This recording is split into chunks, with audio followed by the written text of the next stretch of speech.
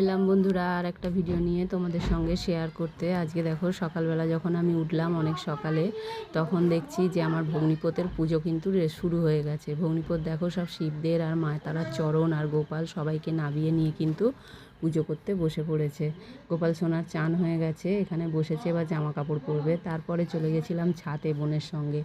বোন জামা কাপড় মেলতে গেছিলো, তাই আমি কিন্তু চলে গেছিলাম।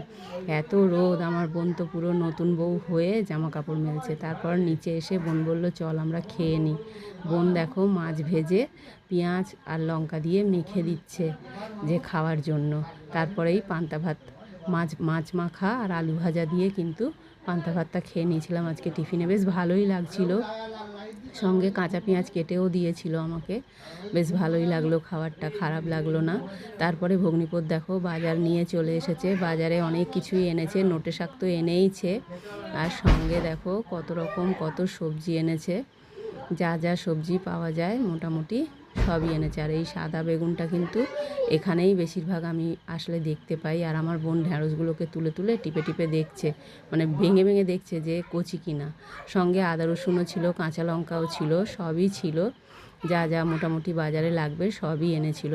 এদের এখানে খোলা রসুন পাওয়া যায়, আমাদের ওখানেও পাওয়া যায়। আর এই দেখো গেঁদাল পাতাটা কিন্তু মাসিমা তুলে এনেছে, আমি খেতে ভালোবাসি তাই। মাসিমা মানে আমার বোনের শাশুড়ি।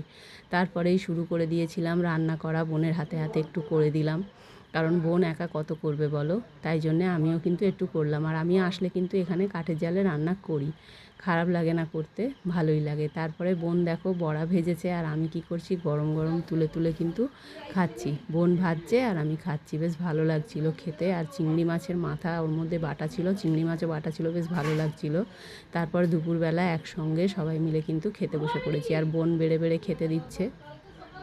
খেয়ে দিয়ে একটু শুয়ে পড়েছিলাম। তারপর দেখো সন্ধেবেলা কিন্তু আবার রান্নাবান্নার জোগাড় হয়ে যাচ্ছে, কারণ আজকে আমার বোনের নন্দাই আসবে, তাই জন্যে, মানে জামাই ষষ্ঠীতে আসেনি, আজকে আসবে, তাই এখানে কিন্তু দুদিকে উনুন জ্বালিয়ে দিয়েছে আমার বোন। একদিকে দেখো এই যে মাছ ভাজা হচ্ছে, পটল ভাজা হয়ে গেছে, মাংসর আলু ভেজে রেখেছে।